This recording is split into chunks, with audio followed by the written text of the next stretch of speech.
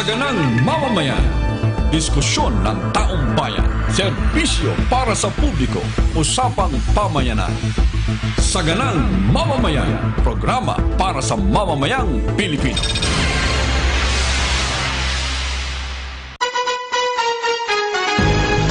Masayang umaga po sa inyong lahat. Sumasa inyo po ang palatuntunang sa Ganang Mamamayan. Nelson, masayang umaga po. Masayang umaga dyan. Masayang umaga mga giliw nating taga-subaybay. Nako, marami po tayong pag-uusapan ngayon. Ha? At lalo't-lalo na ngayon po ay simula ng filing ng Certificate of Candidacy ng mga tatakbo sa 2019 elections. Tama, ha? Pero madali natin ating pagsimulan tayo na sapagkat marami tayong makakasama sa loob ng ating studio.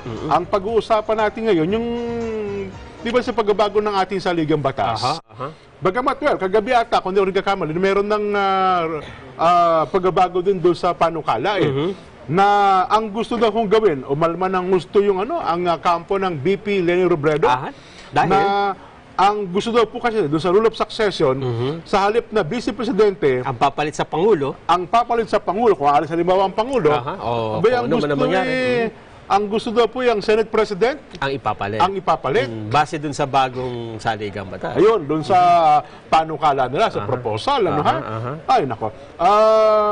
Hindi ko lang po alam kasi ang nagsimula ang proposal na yan dito sa lower house. Ang isa po sa mga naghain ng naunang resolution dyan ay ang magiging panawin natin mamaya kung Eugene De Vera at saka itong si Kong Dong Gonzales ng Pampanga. Sila yung isa mga naghain. Bukod pa rito, yung binuo ng Pangulong Duterte na constitutional ang tawag yung grupo ng Justice Puno. Committee. Ayun, yung committee na yun. Meron din po silang naging panukala o sa bagay na yan. Well, dapat na po talagang mapag-aralan ito mabuti, Nelson.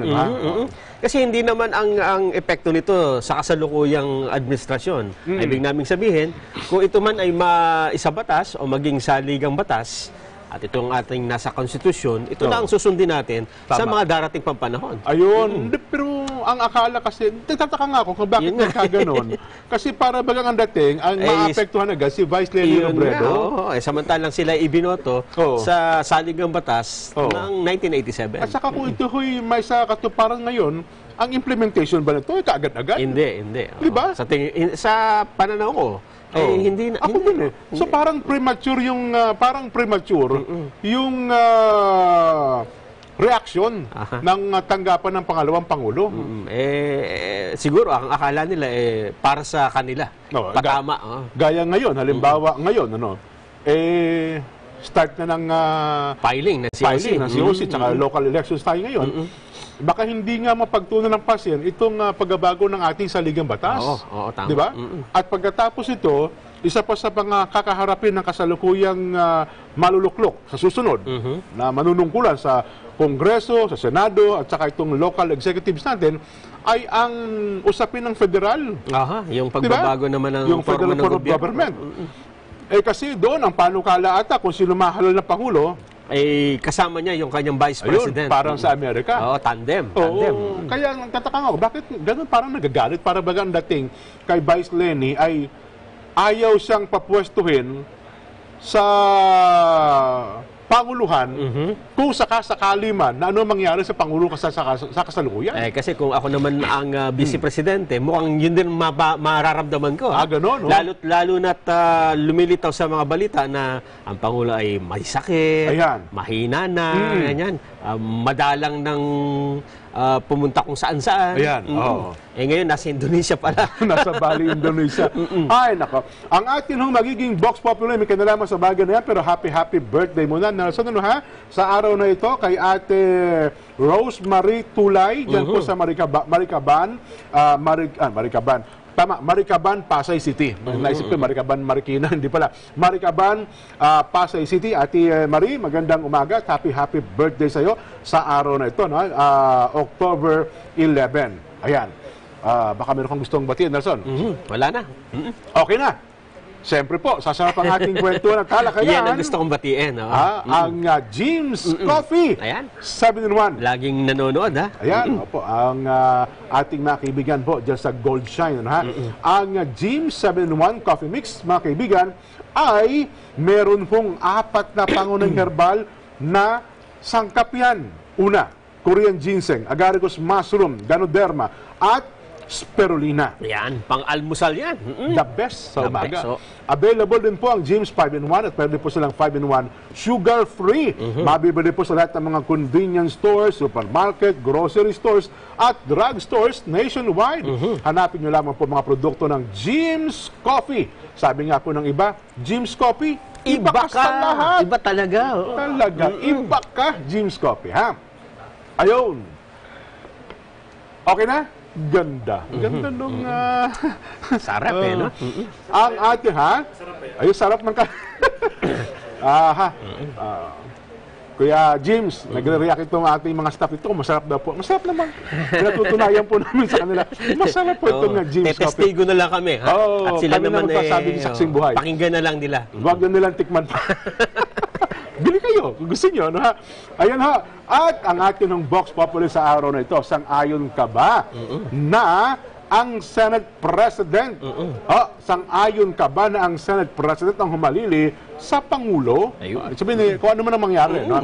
Ano man ang mangyari sa Pangulo, yun yung legal succession. Kasi meron ding binabanggit ang Pangulong Duterte na ayoko na eh. Sa inyo na lang yan. Parang yun ang insinuasyon so, na lagi. Baka naman biglang pagka na-aprobahan yan, ayoko na, sa'yo na yan, Tito Soto. Baka ganun nga. Nagiging ano tayo, ha? Mula apari hanggang hulo. Itbulaga.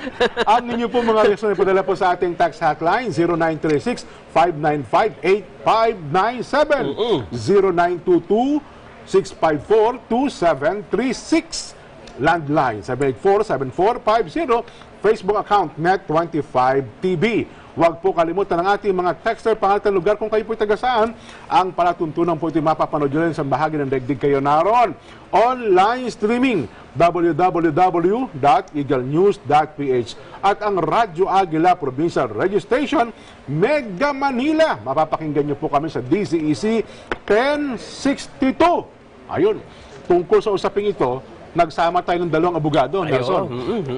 Dalawang abogado po ito na ating isasama sa kabuuan ng ating palatuntunan para lalo hong palalimin ang ating talakayan dito sa ating may kinalaman sa Vox Populi. At sa bandang huli, kung ano ang kanilang mga plano. Tama. Isang magkaibang pananaw to, ha? Ayan. Mula sa majority, at yung isa naman ay nasa sa minority. minority. Kasi meron pa isang minority. Ayan, opo. Magbabalik pa po ang Ganang Mamamayan. Anunsyo publiko, nagkasundo ang mga mall operator sa Metro Manila na i-adjust ang kanilang operating hour. Ito ay paghahanda para sa pagbigat ng daloy ng trapiko sa holiday season. Ayon kay MMDA spokesperson Celine Pliago, ang mga mall sa kahabaan ng EDSA, Libis, Marcos Highway at Commonwealth Avenue ay magbubukas ng alas 11 ng umaga simula November 5, 2018 hanggang January 14, 2019. Depende naman sa pamunuan ng mga mall ang closing time pero una nang iminungkahi ng MMDA ang alas 11 ng gabi.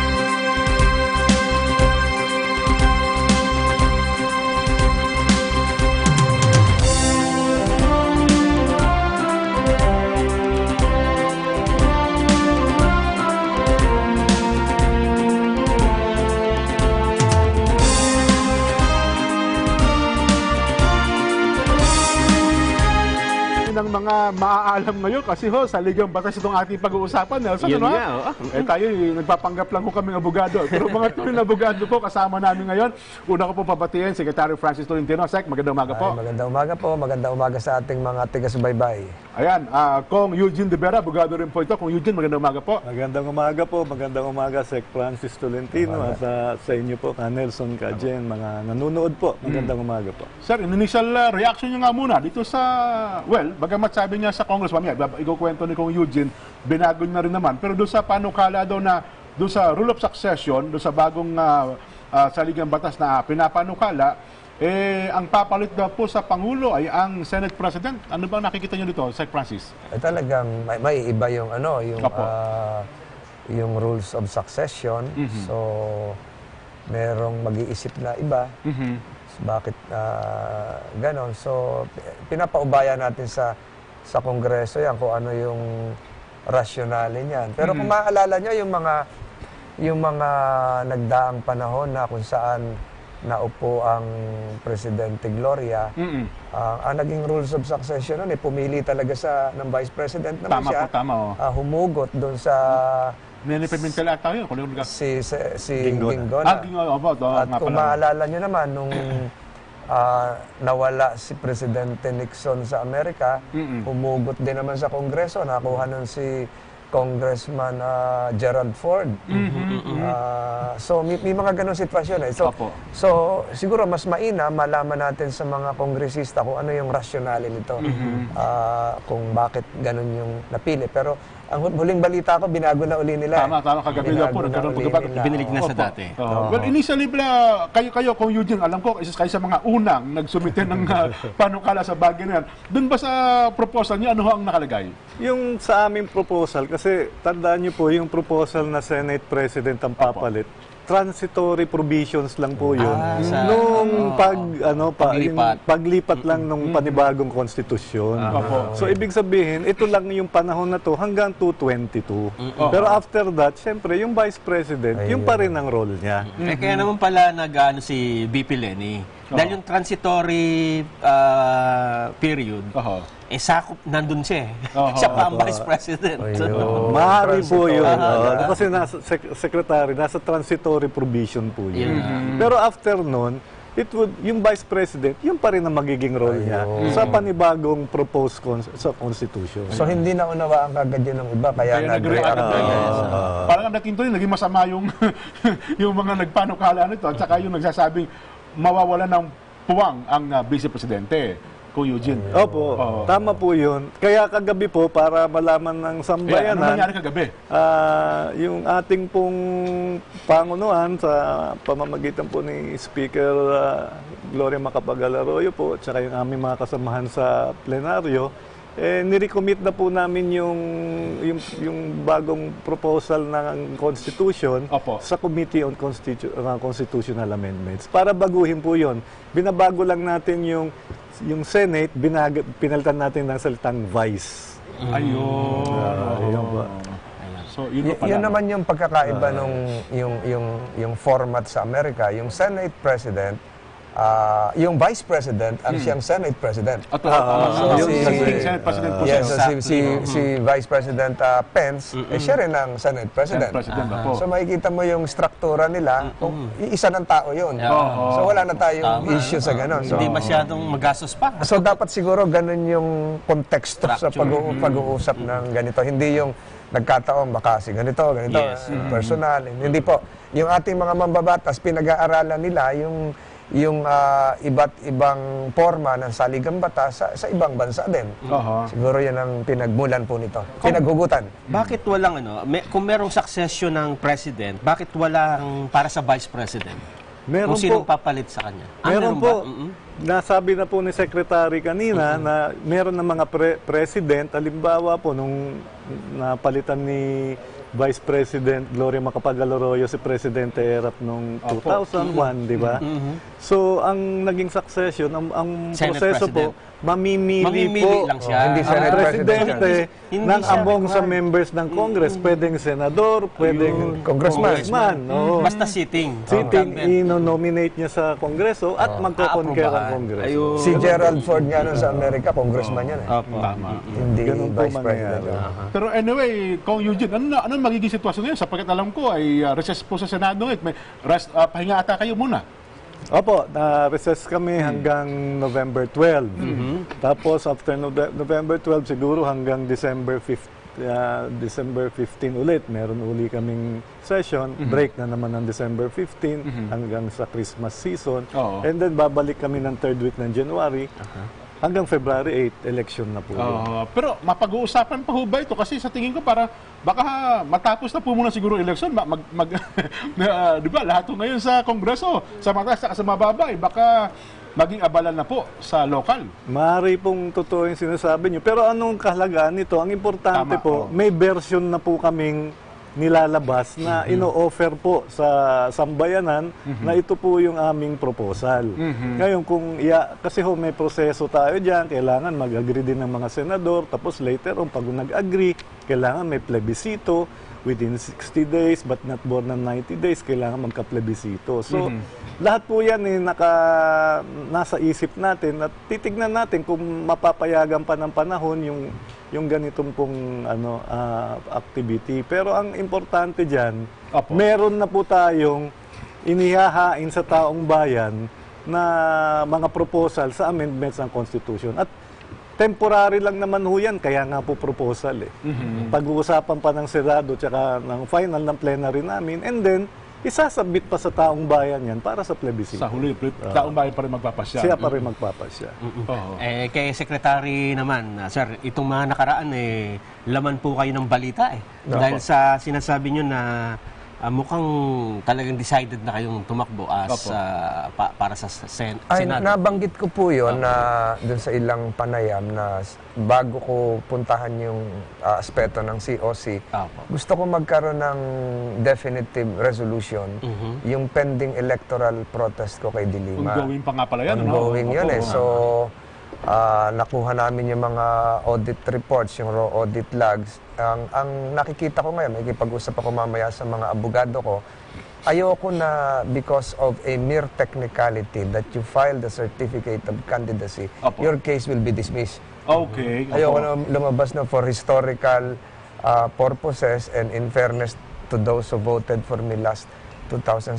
Mas maganda ako na yung nag-move na i-archive or magkaroon ng suspension ng proceedings rather than have it dismissed na magiging parang victory na naman uli doon sa ipinaglabang ko na protesta. So, yun po yung kung ano man yung pleading na ipa-file, yun muna yung first step ko. So, kaya hindi muna ako abala ngayon sa COC. Kung ano muna. Nagkataon pa naman, ito pong Senate Electoral Tribunal, ay sarado pala ito pag Biyernes. Ganun po. Bukas.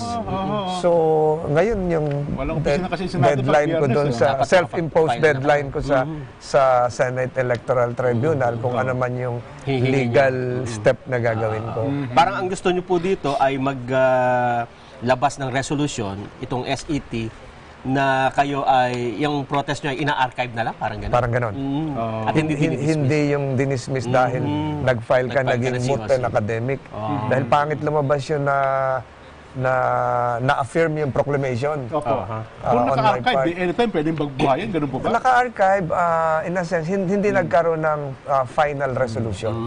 Kung sino ang nanalo. So, yun ang hihilingin ko. Sige. Teka lang, naalala ko lang kasi naman pala, yung kaya ho para ata sumama ang loob ng pangalawang Pangulo, balikan ko po yung ating issue kanina, Nelson, Kong Sec. Kasi naman, lagi daw sinasabi ng Pangulo, walang kakayahang manguna ng bansa si Vice President Leni Robredo. Well, bilang abogado, ganyan. Pero yun anyang diskarte, mukhang mahina daw po. Yun ata nakapagpasama ng loob ng pangalawang Pangulo natin, Sec Francis eh. Medyo nga siguro kasi ano na yan siguro nakita dyan ng Pangulo, ano na siya noon sa housing Diba, alam naman natin na maraming problema sa pangangailangan ng pabahay, lalong-lalo na doon sa Yolanda affected areas. Ang tingin siguro ng Pangulo, baka maliit na bagay, biglang nagbitiw. So, yung ganong no offense sa mga nakikinig, kung gano'n ka-sensitive ka, baka pag dumating doon sa Pangulo ka matters of national security, of national state importance, baka maging ganon din yung uri ng iyong pagdidesisyon na kailangan ng firmness o paninindigan. So, siguro yun ang nakikita na. Bagay sa huli nga, kung Eugene sabi Pero no offense sa mga nakikinig. Baka ma-misinterpret yun. Pero anyway, kung Eugene, at least sabi nga, wag na siya magdamdam, tinanggal nyo na po yun. Napagkasunduan nyo na po kagabi. Ayaw po, na-recommit na po sa committee at inamend na po yung salitang Senate President to Vice President. Ayun. So, yun na po. Kaya nga tama po talaga yung mga saligang batas na yung pangalawang Pangulo, siya na rin Senate President. Dapat nga ganun, ano? Well, siguro pagka naipasa yung federal, mukhang yun na ata nakapasok doon sa federal form, kung sakasakali. Wala pa naman po. Wala pa ho ba? Pero maganda yung sinadjust po ni Secretary Francis kasi po, nakikita ko nga talaga na since yung panibagong saligang batas, yung mga proposals natin, yung vote for the President, automatic vote na rin ng Vice President, pwedeng-pwede na po yun i-adapt. Siguro, buti ko narinig ko sa inyo, first time ko narinig na pwede namin i-propose later on po na yung Vice President, automatic Senate President. Yes, So, kasi- kakampi na ng Tsaka Presidente. sa mga ibang jurisdiction, yung boto ng Vice President, yung in case of a tie lang, kung magtatabla, gaya nitong kay Justice Cabeno, kung nag-tie doon, boboto siya. Opo. So yun lang, hindi yung lahat ng kasali siya. Ganun lang yan. Parang po, yung sa LGU, mayor po na matagal si Mayor Francis, di ba po, yung vice mayor mo, siya yung presiding nung konseho. Ng council. Tama, So no? parang Pwede. Yun ang pattern, ano? pwede po yun. Lalo na ginawang isang boto na lang ang presidente at saka vice president. Maganda yun, sir, ha? Ipapanukala natin sa committee. Salamat. Basa tayo ng reaksyon ng ating mga kaubayan, Oo, pahig ako, John Jimenez ng Bulacan. Hindi, dapat palitan ng presidente dahil wala siyang sakit. Corazon ng San Mateo Rizal. Text, oo, para gumanda pa ang ating bayan, Bibit ng Butuan City. Oo po, kasi hindi naman namin tanggap si BP Lenny, Venus ng Cagayan de Oro. B, hindi po ang gulo nila nag-aagawa ng kapangyarihan. Pag hindi na rin nila nagustuhan, magagawa naman sila ng batas na panibago. Nagaksaya lang sila ng panahon at pera sa bawat sesyon nila. Betty Calago ng Taguig City. Oo, sang-ayon po ako, 43-47. Sang-ayon ka ba na ipalit ang Senate President sa Pangulo? Oo o hindi? Babalik pa po kami. Anunsyo publiko, nagbababala ang Philippine Airlines sa publiko laban sa pagbili ng murang tiket na ibinebenta ng mga scammer sa mga social media site. Ayon sa PAL, bultuhan kung bumili ng tiket ang mga scammer at ibinebenta nila ito sa online sa mababang halaga.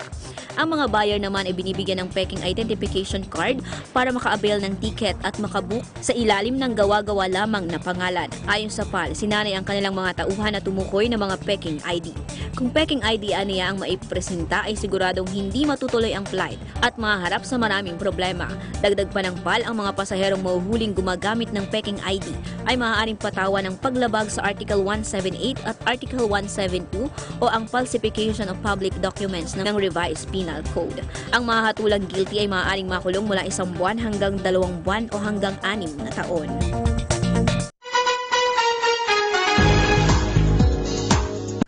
Maraming magandang sandbar sa Pilipinas na dinarayo di lamang ng mga turista kundi mismong mga kababayan natin. Ang sandbar ay isang mahabang pumuon ng mga bato at buhangin na galing din sa dalampasigan. Nakaposisyon ito na pahalang sa dagat pero nakakonekta pa rin sa dalampasigan.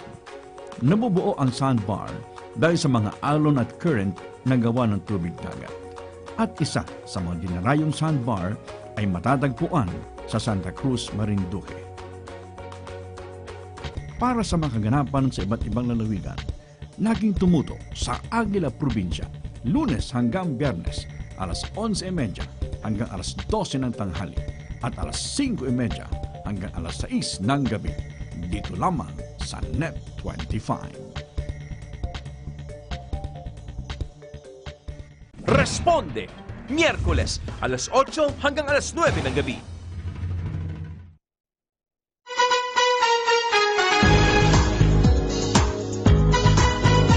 kaibigan, puntahan natin ho yung usapin ng federal form of government. Ano, sabi ng nakapansin, parang lumamig daw po ang Malacanang o kung sa bagay na yun. Mamaya po sa Kongreso. Lumamig ba talaga tayo sa usapin ng federal? Hindi naman. Ngayon lang kasi, nung ma-submit ng Constitutional Committee sa Malacanang, pinasa na po ito sa Kongreso. So, inabot lang ng leadership change naman sa Kongreso, kaya siguro medyo naiba yung attention din at yung mga side events naman na naka-distract gaya nung ayoko na rin maka-open dito yung mga kanta-kanta na ano, di ba? So, naka-apekto rin yun sa ating mamamayan na nawalan nung seriousness. Pero sabi nyo ba, at least pumick up daw po ang awareness. Dahil doon sa... Pero hindi ganun maganda. Yung ganun ka-importanteng usapin, diba? Seryoso kasi, no? So, yun yung mga nakadistract. Pero, ang alam ko po, gumagalaw naman ng Kongreso, kung anong lower house, kung ano ang gagawin ng Senado, yun naman ang ating hindi ma-predict o ma-speculate kung ano yung lalabas doon. Ayun. Sa Kongreso ba, anong sitwasyon? Sa amin po, ang importante, meron na po kaming nagagawang mga panukala na proposal sa Constitution o amendments po. Ang importante doon po, papasok pa lang tayo sa third year naman ng administrasyon na to eh. So, in the event na hindi umabot sa panahon na ito, at least meron pa tayong second half. Nandun pa rin yun eh. So, tingin ko, hindi na mawawala yung issue ng federalism dahil andyan pa naman si President Duterte na siya pa ang presidente natin. So, importante, meron na tayong sinisimula dito na 3 years ng pinag-aaralan at aware na yung mga tao kung ano yung federalism. And meron kaming output. Yes. Yung RBH number 8 namin ni Kong Dong Gonzales, tapos pumasok yung input po yung output nung ito pong kay Chief Justice Puno. Tapos ito na po yung draft namin ng RBH number 15. So meron na po kami nabubuo at yung mga tao naintindihan na po nila kung ano ang federalism. Meron na kaming pinipresent sa taong bayan. Doon po sa mga isinusulong yung reforma sa saligang batas, nakikita nyo ba na dapat bumalik tayo sa two-party system sa national? Dahil ngayon, piling of COC, pero tingnan nyo, Liberal Party, 3 ang kandidato na sinabi nila. Yung sa iba, hindi sila makabuo ng, kung sa basketball, hindi makabuo ng team eh. At ang nangyayari, dahil sa hindi makabuo ng 12, ganun din. Nagsasama-sama. So, para sa isang botante, common candidate yung iba, no? Yun nga, nakakalito kung ano ba partido talaga dito. Ano po sa tingin ninyo? Siguro si Sek muna. Yung sa akin, personally, mag-revert tayo sa two-party system. Mas malaking in terms of voters awareness, in terms of loyalty, in terms of platforms of government, isang linyada yon. Kagaya sa Republican Democrats sa Estados Unidos. So, lahat po yan, nasa Kongreso natin ngayon, kung ano yung talagang babalang kasi nila dyan. Pero ako, sangayon po ako sa two-party system. Yan po yung direction natin ngayon, na talagang two-party system para ma-professionalize din natin talaga yung ating election. No? So, tama po si Secretary na yung platform ang importante dito. No? At maaari sana, iwasan natin yung palipat-lipat, di ba? Para mas matibay po yung ating institusyon. Yun po ang maganda ron. Ang binabanggit lang po ng iba nating mga kababayan, sana yung timing kasi pagdating nung next year nandoon na po yung patapos na naman ang termino ng Pangulo, lagi anyang nakakabitan ng yung term extension, kaya baka ang makinabang lang yung mga nakaupo Di ba? Sa tingin niyo, Sir Francis? Laging gano'n ang wala katapusan niya. Laging gano'n ang pero naniniwala. FDR time pa yan ang lagi ng naniniwala naman tayo. Gaya ng sinabi ni Kong, second half ito, yung papasok na mga mambabatas natin, nanunungkulan, may fresh mandate yan So, may karapatan din sila na sabihin, ito yung niluloob ng kanilang mga kinakatawan. Dahil fresh mandate yung kagagaling lang natin sa eleksyon after May 2019. So, ang mahirap po noon, kung yung nagpo-propose nun yung kay extend lang. Hoy, bala usapan yun. Yun nga lang. Bagay doon sa proposal niya naman ata, ewan ko lang, doon sa narinig ko ata, parang magiging 2 termino na rin ata ang Pangulo. No? 4 years na lang. Tama po. Opo, Tama po. Ang Pangulo at saka ang Vice President po ay magiging 2 consecutive terms lang siya. 4 years and 4 years. Pero ang senador, ang kongresista, at yung mga ibang local officials, wala na pong term limits. At wala na rin provision sa anti-dynasty. Kasi po, election po ito eh. Ang punto ko po dyan, wag na natin masyado i-restrict yung choices ng electorate. Ayan, yung sila mamili. Kung talaga naman ang gusto lang piliin, yung mayor na magaling sa bayan nila na nagpe-perform, ba't mo pipigilan yan? Tsaka nakasama pa yung yung bawal kang tumakbo ng paulit-ulit. Kasi talagang naging dynasty. Kasi pinatakbo yung asawa mo. So, Lalo naging dynasty. Sa akin po, bottom line, hayaan niyo po yung electorate mamili kung sinong gustong mamuno sa kanila. Kung pumili sila ng hindi magaling na namumuno, kasalanan ng electorate. So, kaya nga may election tayo every year. Pwede ba natin pag-usapan ng tungkol naman sa tiyan ng mga kasi sabi nila. Kasi magiging paksa talaga ng usapin yan ngayong election period. Yung laman ng sikmura ng ating mga kababayan. Yan nga, Pagbabalik natin Sige. basta lang po tayo ng ilang mga reaksyon sa Facebook. Oo po, Narcy Guzman, Tandang Soda QC. Oo, sapagkat kung katulad lang naman ni Leni Robredo ang ipapalit, mas mabuti pang ang Senate President na lang ipalit dahil hanggang sa ngayon ay wala pang nagagawang maganda si Robredo para sa bayan. Lolo Ver. Ayun. Teka lang, Tito Soto ang Senate President natin ngayon, ha? Ayun, Oo, parang wala po ibig sabihin doon, ha? Oo, para hindi maghahari ang mga dilawan, Kevin Matira. Hindi po. Gusto namin ang bise pa din para si BBM ang maging Pangulo. Pag bumaba na si Pangulong Duterte, kasi si BBM naman yung talagang nanalo sa pagka-bise, hindi si Leni. Shylock Esquillo ng Las Piñas. Opo, Ronnie Sabas.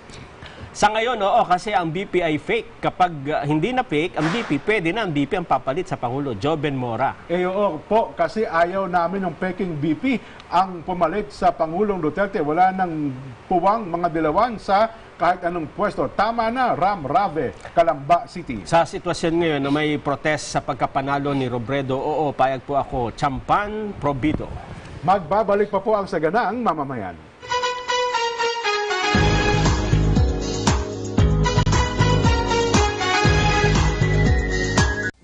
Ang Pilipinas ay isang bansang agrikultural na ang land area ay umaabot sa mahigit 30 milyong ektarya. Malaking bahagi nito tinatawag na lupang sakahan. Bagaman ang bansa ay isang agricultural country, problema pa rin ang kakapusan ng supply ng pagkain, lalo na sa mahihirap na syudad. Pero may nakikitang solusyon dito ang tinatawag na urban farming. Sa pamamagitan ng urban farming, kahit sa bakuran o mga bakanting lote, pwede itong tamnan lalo na manggulay at iba pang pananim. Sa pamamagitan din ng makabagong teknolohiya, maituturo sa mga kababayan ang paggawa ng organic na pataba at pag-iimbak ng tubig na gagamitin para mabilis tumubo ang mga pananim. Bukod sa katiyakan sa pagkain, may dagdag na kita pa kung marami ang aanihing produkto.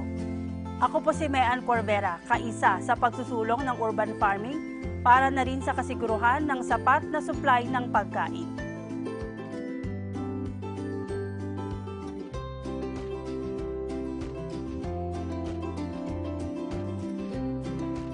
Agila Balita, Lunes hanggang Biyernes, alas 12 ng tanghali hanggang 1:00 ng hapon.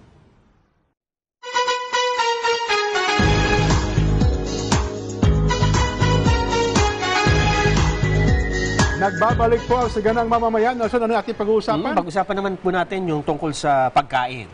Lalo na ngayon, ang balita ay... Maraming na tao sa eleksyon dahil sa pagkain, ha? Pero yung huling natin, yung DTI, nakatutok sila doon sa pagpapataw ng suggested retail price ng bigas.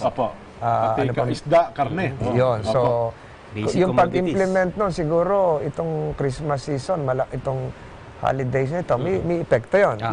At yung napapabalita na sumang-ayon na ang Pangulo na isuspend na yung excise tax sa fuels ngayong January 2019, malaking rin yun, yung kabawasan doon sa inflationary rates natin. So, yung mga ganong hakbangin siguro, pasok na doon sa usapin ng yung sa pagkain. Lalong-lalo na, amihan na ngayon eh.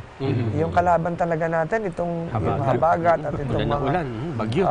Bagyo, yung mga kalamidad. Pero habang nag-uusap tayo, may text sa akin, lumindol na naman ulit sa Indonesia. Sa Indonesia, sa Bali, kung saan may meeting ngayon. Ano na Pangulo ngayon?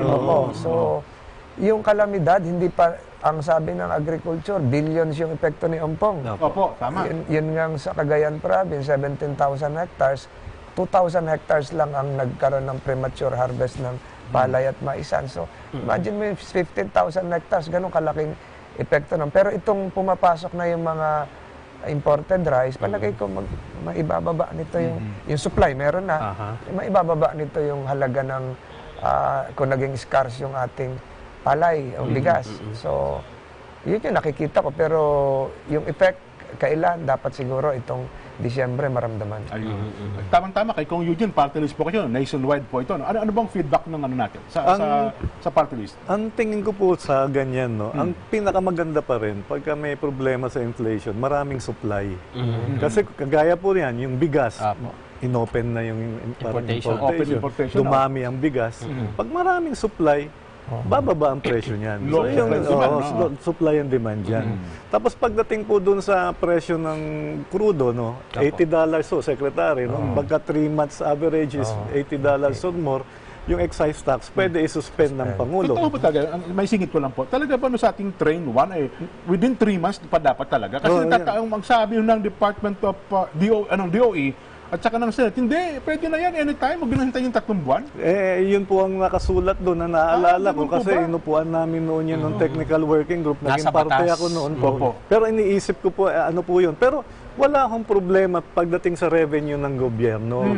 Kasi po, pag tumataas to po yung presyo ng crudo, din. meron naman tayong VAT na 12%. So yung kikitain mo doon sa excise tax na kung magkano yan, kung piso, 2 piso, 3 piso, depende sa produkto, babawiin naman ng gobyerno doon sa 12% VAT habang tumataas yung presyo ng gasolina. So sa gobyerno, walang nawawala. Pero doon sa taong bayan, mayroon silang matitipid.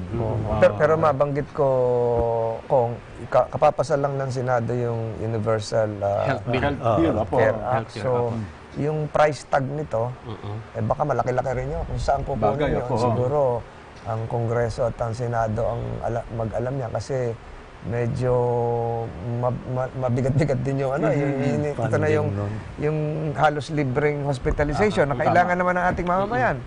Nung na-i-guess po natin dito si Senador JB, ang kanyang paliwanag ay yung mga pondo ng PCSO, PAGCO, pagsasama-samahin lang daw para daw isang Napaalala mo na naman yung PCSO nung galing ako rito. Tumaya ako dun sa loto. Malalaki na naman ngayon yung tuwing pupunta ako rito. Malaki lang pala. Kasi sa akin, bilang isa karaniwang mamayan, sa laki ng premyo ng loto, 1 billion. At sa dami ng tumataya, palagay ko, dapat meron ng isang ospital lang na sarili, di ba? Nakapagpatayo na. Pero hanggang ngayon, wala pa huwatang... Hindi, nakakalat ata kasi ang pondo nila. Iba't ibang napupuntahan. Well, kayo po, Kung Eugene, sa part, alam mo, sa Metro Manila, tayo ang unang nakakaramdam nito. Ano bang mga nakikita nyong, dapat na gawin sa local chief executives natin para naman hindi gaano maramdaman itong pagtaas ng presyo ng bilihin ko? Yun na nga po yun nga ang pinaka-importante diyan. Dapat dumami ang supply ng mga goods. At the same time, bantayan din talaga na walang hoarders. Kasi minsan meron naman supply, secretary, pero hindi nilalabas tinatago nila So doon mo kailangan ng tulong ng local Pero no offense sa inyong dalawa, malaki rin ang role ng media. Kasi nung unang putok ng scarcity nito, Zamboanga City, di ba? So nagkaroon ng kulang na supply. Yung galing ng Tawi-Tawi, galing ng South. So yung Zamboanga City. Tapos sumunod niyan, after 1 week, yung Batanes. Yung Batanes, yung nagkulang ata ng 5,000 na kaban. So yung dulot-dulo, yung gitna naman, ito naman yung nakita may bukbok sa Legazpi, sa port. So, nung lumaganap sa media ito, yun, siguro ito na yung sinasabi ni Kong na pumasok na yung mga traders na nag-hold, nagkaroon ng artificial shortage, tumaas na talaga. Diba? So, napakalaking ng role ng media. Ang sabi naman ng mga local executives sa Zamboanga, hindi na ng paghandaan yung pagkapatigil ng smuggling doon. Kaya daw po nagkulang ng supply.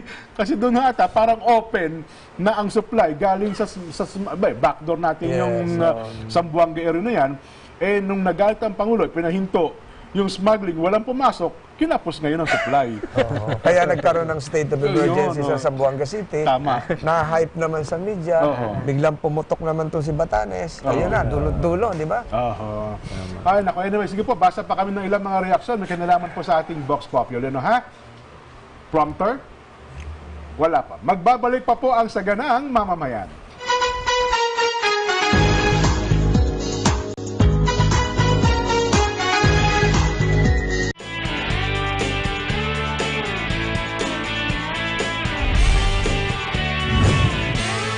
Yung Eastern Police District, kasama ng mga local government officials tsaka ng iba pang government agencies ay nagpe-prepare through training ng our personnel. Yung mga equipment nila na naapektuhan nitong mga challenges na nangyari doon sa pag-rescue operation nila. Because of those lessons, they came up with this drum boat. Kapag alam namin na mayroong typhoon, ngayon dinadala na namin yung drum boat doon sa possible location. Magtiwala po kayo sa ating mga kapulisan at kami naman po ay pipilitin namin maibahagi sa inyo ang maayos na serbisyo ng inyong disiplinadong police, especially dito sa Eastern Police District.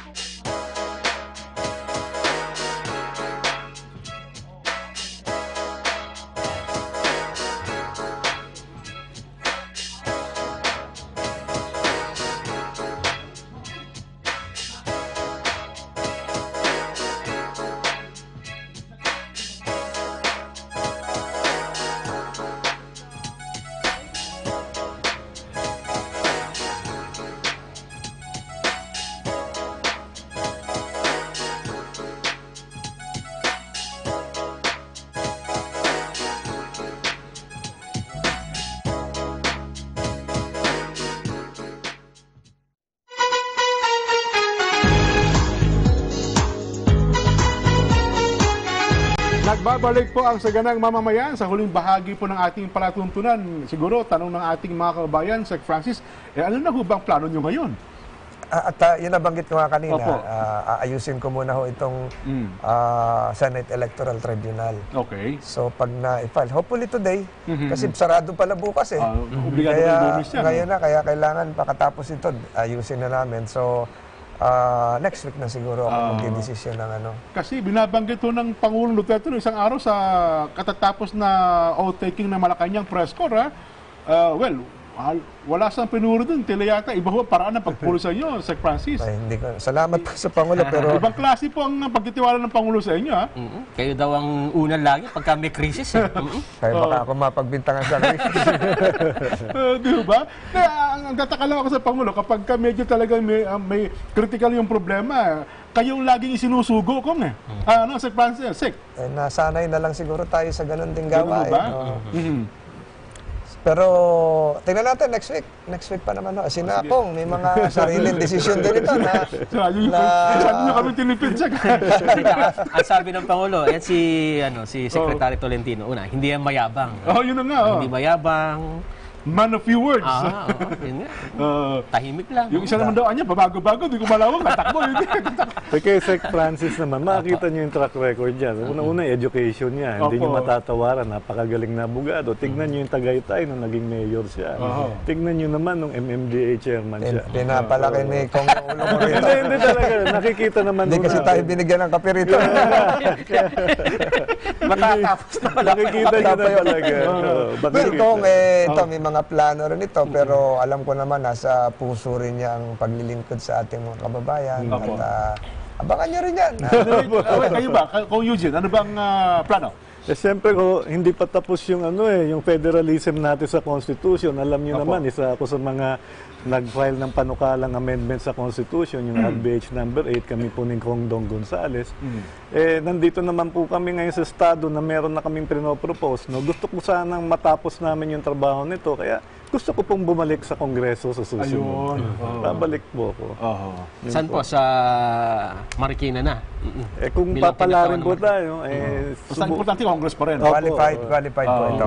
Mahira po yung talaga may commitment sa public service na ganyan. Tsaka sa panayam namin kay Kong Eugene sa mga nakaraan, nakita naman natin yung talagang alam niya yung trabaho. At nauunahan pa nga niya, di ba? Yung constitutional reforms, 6 years na ba yan? Ang ano po nga ho dyan, Sec, may nakita na kaming model po para sa federalism. Yun po yung BOL po, yung Bangsamoro Organic Law. Kasi miyembro po ako dyan ng BICAM Committee. Kami ni Kong Dante Marcoleta, kami ni kay Congressman Rudy Pariñas. Talagang binuo po namin yung BICAM na yan. Ipapattern po natin doon yung ating federalism kasi napakaganda po nung pagkagawa ng Bangsamoro Organic Law. January 21 na, ang plebisito niya. Anyway, ang alam ko po doon sa lower house, kayo may kasama doon sa nag-petition sa Korte Suprema o kung sa kumukwestiyon doon sa minority group, Kong Eugene? Opo, pero ano na po yun, pending. Hayaan na lang natin po yun. Hayaan na po. Baka ma-archive din. Baka ma-archive. Okay na lang po yun. Kasi nandun na po sila So, ayoko na po mag-comment dahil nasa Supreme Court na. So, hayaan na po natin. Isa po sa, common expertise niyo po, yung problema ng baha. Ang Marikina po, pag-usapan nga natin muna, kayo ba bilang isang taga-Marikina, Kong Eugene, may nakikita ba kayong solusyon para mawala ho yung problema? Particular na po sa 2nd District ng Marikina, na konting ulan, hindi na ho makatulog ang tao Ang problema ho kasi doon yung ilog, Secretary. Mas kabisado ho ni Secretary. Dating MMDA, kabisado niya po yun. Ang nakikita po namin yung bagal ng paglabas ng tubig po galing Marikina River papunta po ng Pasig. So tinitignan po namin bakit ang bilis ng tubig from mga bundok ng Rizal, pababa, Sierra Madre, papuntang Montalban, San Mateo. Pagdating sa Marikina, pagpalabas bumabagal ho. Kailangan na rin talaga yung yung mga matagal na naantala na dredging diyan Kailangan silted na talaga yung yung ilalim ng ilog. So yung mga pumping stations naman umuubra yon, yung ating mga floodgates, pero kailangan talagang isipin na rin natin na iba yung Marikina ngayon sa Marikina noon dahil napakarami na rin natin doon mga kondominium.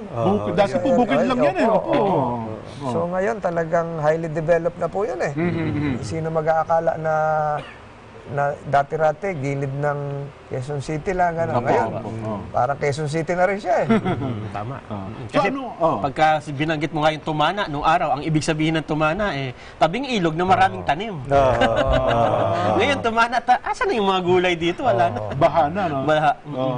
Well, kayo po, ano po ang mga nakikita niyo pong mga dapat gawin sa Marikina, Kong Eugene? Tama po yung sinabi ni Secretary, pag yung baha ang pinag-uusapan, kailangan i-dredge talaga po yung ilog.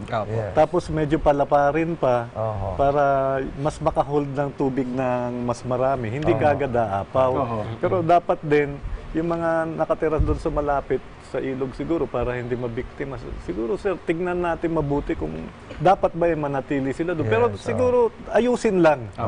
Kasi kawawa naman sila Tuwing merong sila yung unang ililikas. Sila lilikas. Lalo na yan, Kabisaya, Santo Niño, Provident, Tomana, Concepcion 1, Concepcion 2. Ang Provident po, mantakin nyo naman, nung Ondo yan, isa sa mga mayayamang lugar. Pero ang Provident, biglang di natin malaman kung ano nangyari sa Provident Village, di ba? Dumami kang tao kasi. Dumami ang tao. yun. Dumami ang tao. Hindi ba dapat siguro totally maalis na natin yung mga nandun sa gilid ng Marikina River na yun, kung Eugene? Hindi naman ho aalisin, aayusin lang na systematic na para hindi naman hindi sila mabibiktima, di ba? Kasi ang tubig ho, hindi mo masasabi, bigla na lang tumataas. Opo. Minsan ho, oras lang. Biglang nagugulat yung mga tao. So, kailangan aware sila. Ang galing ng ginagawa ng mayor natin si Mayor Marcy Teodoro, na pag ganyan, nakatutok na lahat. At Hindi ata natutulog pag may bagyo yun, no? Hindi ho, napakagaling ng mayor namin. Talagang pag nakita nyo, nandun siya. Tsaka yung mga warning system natin, ayos naman ngayon. Yung mga barangay officials, alam na, di kahon na yun eh. Tsaka nakakita nung yung tent na tabi-tabi na maganda. Oo, di ba? Magagandang tent na tent. Yung mga barangay captain doon sa mga gilid ng ilog, alam na nila yun. Well, anyway, by next week po ay election period na, election fever na. Ano ba ang dapat na gawin ng ating mga pangkaraniwang mamamayan? Siguro magbigay tayo ng advice sa kanila, Sec Francis? Kanina, kausap ko yung si Comelec spokesperson Jimenez. James Jimenez, opo. Ang nakakalimutan ay yung source code review. Yung binabanggit ko. So, hindi pala natuloy. Hindi natuloy, pero hanggang November 16 daw yon, magsisimula next week. 6 lang yung magpa-participate. Pero kung gusto pa raw mag-participate nung iba, bukas pa sila. So nakausap ko yon na kahit yung mga media pwedeng sumali.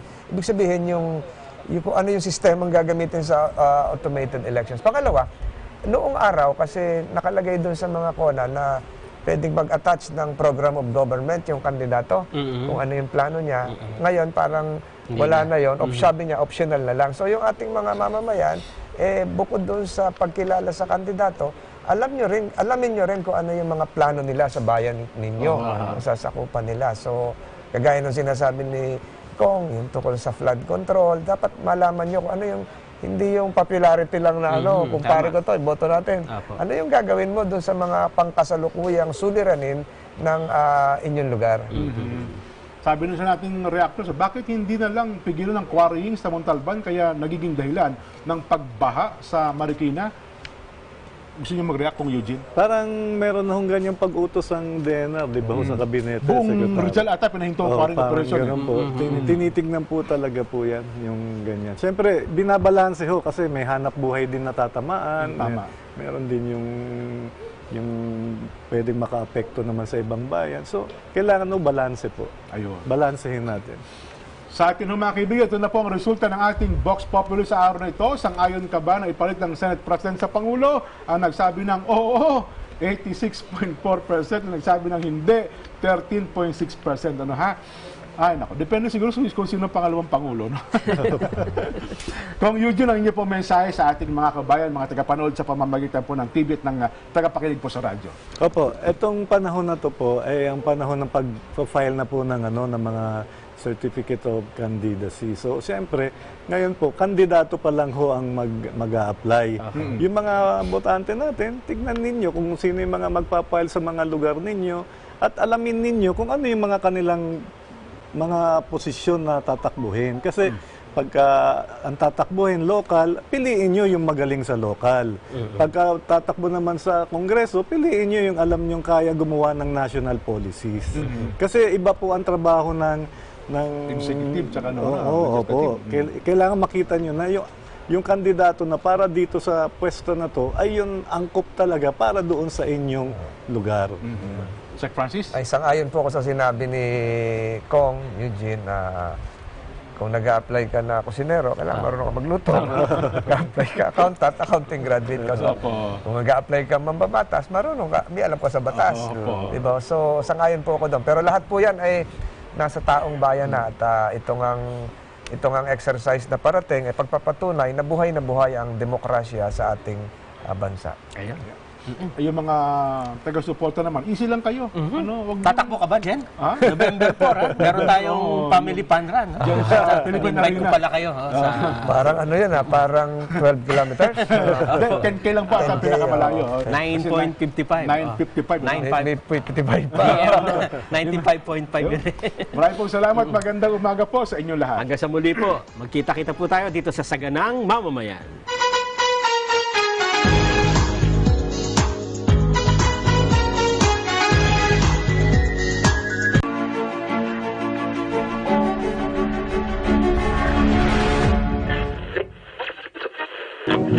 Ito ang Eagle Broadcasting Corporation. June 17, 1967, binigyan ang Eagle Broadcasting Corporation, EBC, ng legislative franchise para magtatag at magmentena ng radio broadcasting at television stations sa Pilipinas. April 26, 1968, nagsimula ang operasyon ng EBC sa pamamagitan ng radio station DZEC. Unang nagkaroon ng tanggapan sa Delta Building sa Quezon City at kalaunan ay lumipat sa 887 Maligaya Building 2, EDSA sa Quezon City. Musika, drama, balita at public service program ang unang format ng himpilan. At di nagtagal, nagkaroon na rin ng local radio stations ang network sa Lucena City, Dagupan City, Cebu at Davao City. Pagkatapos ng proklamasyon ng 1987 Constitution, pinalawak pa ng EBC ang broadcast operations nito.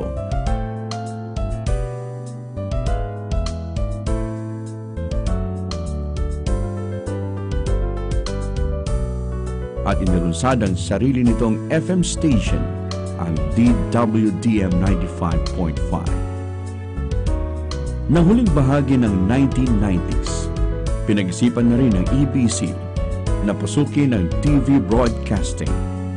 April 23, 2000, inilunsad ng EBC ang TV station Net 25. Nagsimula itong magsahimpapawid sa free TV station sa Manila, Cebu at Davao. At napapanood din ito sa ibang mga lugar sa pamamagitan ng cable affiliates.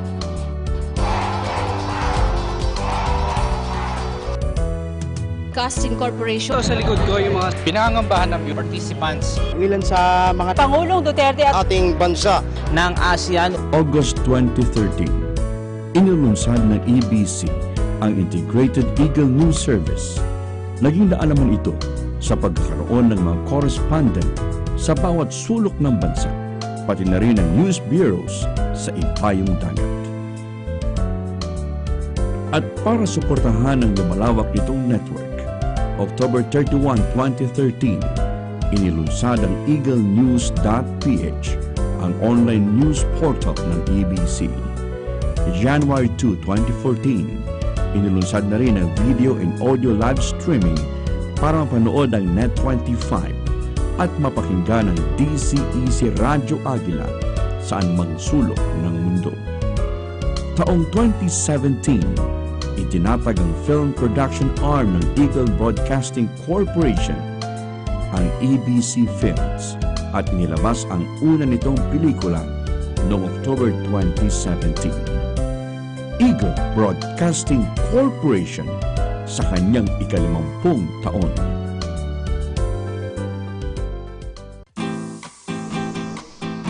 Hi, I'm Coach Mark Solano, 3x3 officer of Samahang Basketball ng Pilipinas, and I'm 1 with 25.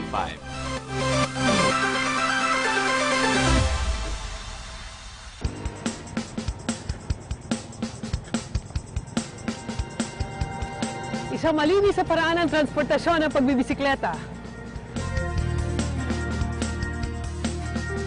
Bukod sa wala itong ibinubugang emisyon gaya ng mga sasakyan, maliit din lang ang inuokupan nitong espasyo. Maganda rin ito sa kalusugan. At mabisang ehersisyo para maiwasan ang mga sakit. Pero hindi pa rin handa ang bansa na isama bilang uri ng transport mode ang mga bisikleta. Sa datos kasi ng Metropolitan Manila Development Authority o MMDA, nitong 2015, 26 na nagbibisikleta ang namatay sa kalye dahil sa bungguan, habang 732 naman ang nasugatan. Kaya naman dapat ding pagtuunan ng pansin ang paglikha ng bike lanes para mas maging ligtas ang pagbibisikleta. Bilang isang alternatibong transportasyon, malaki ang maitutulong ng pagbibisikleta hindi lamang sa ating kalusugan, kundi maging sa ating kapaligiran. Ako si Mylene Mariano Rivera, kaisa sa pagsusulong ng paggamit ng bisikleta at paglikha pa ng mga bike lane sa bansa.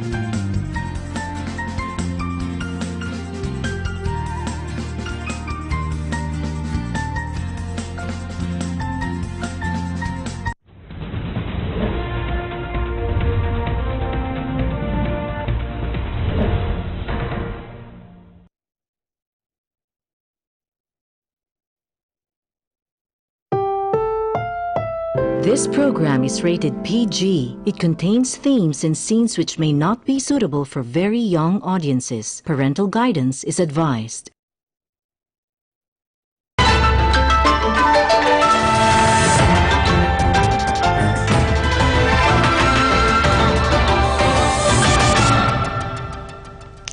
Welcome back to NHK Newsline. It's 10 a.m. on Tuesday in Tokyo. I'm Miki Yamamoto. We begin with the alleged killing of a prominent Saudi journalist. The American president has floated the idea that rogue killers could be to blame in Jamal Khashoggi's disappearance. Donald Trump revealed that theory to reporters after speaking with a Saudi king on the phone. Trump said King Salman denied having any knowledge about Khashoggi. The president has sent his top diplomat to the kingdom in an effort to get to the bottom of the mystery. Meanwhile, multiple American media outlets are reporting that the Saudis are about to announce that journalist was killed by accident during an interrogation. He is an American resident, newspaper columnist, and prominent critic of the Saudi government. At the same time, all eyes remain on the Saudi consulate in Istanbul, where Turkish investigators were allowed in to investigate. Khashoggi was last spotted there 2 weeks ago, and Turkish authorities believe that's where he was murdered. Riyadh has consistently denied the allegation. It launched a joint investigation last week with Turkey. Western countries have jointly called for a credible investigation into Khashoggi's disappearance. Trump has promised severe punishment if it turns out the journalist was killed, but has already noted that multi-billion-dollar military contracts with the kingdom will not be suspended. Riyadh has warned it will respond to any steps taken against it. Meanwhile, Trump and the First Lady have visited Florida and Georgia to survey the damage from Hurricane Michael. At least 18 people reportedly died and dozens more are still missing following last week's powerful storm. Trump touted the federal response to it. When you look, and I think the governor will tell you we're doing a lot, we are doing more than anybody would have ever done. Observers say Trump is trying to play up his leadership ahead of the midterm elections next month. Last year, he was heavily criticized for his administration's response after a hurricane devastated Puerto Rico. Meanwhile, the country's Air Force says the hurricane also caused extensive damage to the Tyndall Air Base in Florida. Military footage shows roofs ripped off of hangars and vehicles left scattered around. The Air Force says F-22 stealth fighters based there also suffered damage. There are reports suggesting more than 10 were heavily damaged. The F-22 stealth fighters are known for their high-tech features. Japan previously hoped to procure the jets, but the U.S. banned their sales, saying the technology is confidential. Now to Iran, where newspapers are slamming U.S. economic sanctions. 8 papers published the same English-language editorial on Monday. The editorial refutes U.S. claims that the sanctions target Iran's government and not its ordinary citizens. The article says it's becoming difficult to get medicines in Iran, leaving women and children vulnerable. It says sanctions will only make poverty more severe, with serious consequences for the people. U.S. President Trump pulled out of the 2015 multinational deal on Iran's nuclear program and brought back sanctions. The first wave in August focuses on Iran's automobile and steel industries. The next wave that will go into effect on November 5th targets crude oil.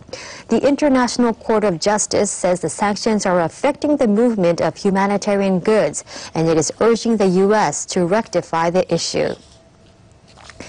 Tensions are rising in Syria's Idlib province as anti-government militants hold out in an area that's set to become a demilitarized zone. Syria's foreign minister says his country's armed forces are ready to eradicate the rebels in Idlib if they refuse to leave. He adds it's up to Russia to judge whether the demilitarized zone deal is being honored. Russia supports the Syrian government in the ongoing civil war. It has an agreement with Turkey which backs the opposition that all anti-government militants, including those linked to al-Qaeda, should have left the demilitarized zone by Monday. Highly populated Idlib is the last major rebel stronghold in the war-torn country, and the Russia-Turkey deal was designed to prevent a full offensive by government forces. Monitoring group, the Syrian Observatory for Human Rights, as well as local residents, report rebel groups remain in the designated buffer zone. Japan's prime minister is set to leave Tuesday for a tour of Spain, France, and Belgium. Shinzo Abe plans to call for strengthening the free trade system based on fair rules at the Asia-Europe meeting known as ASEM. Abe will hold summit meetings in Spain and France during the 5-day tour. He hopes to establish close cooperation with these countries concerning North Korea and other issues. Abe will attend the ASEM in Belgium along with leaders from about 50 countries and territories in Asia and Europe. The biennial gathering comes amid growing concern about the impact of U.S.-China trade friction on the global economy. Abe will likely stress the need for World Trade Organization reforms. These include bolstering intellectual property rights enforcement. And he plans to announce that Japan will take the initiative in enhancing the free trade system based on fair rules. Abe is expected to argue that any program to support infrastructure development must take into account the financial situation of a country that receives the assistance. He also plans to seek support in maintaining UN sanctions on North Korea. Let's move on to business stories now. Microsoft co-founder Paul Allen has died. He was 65.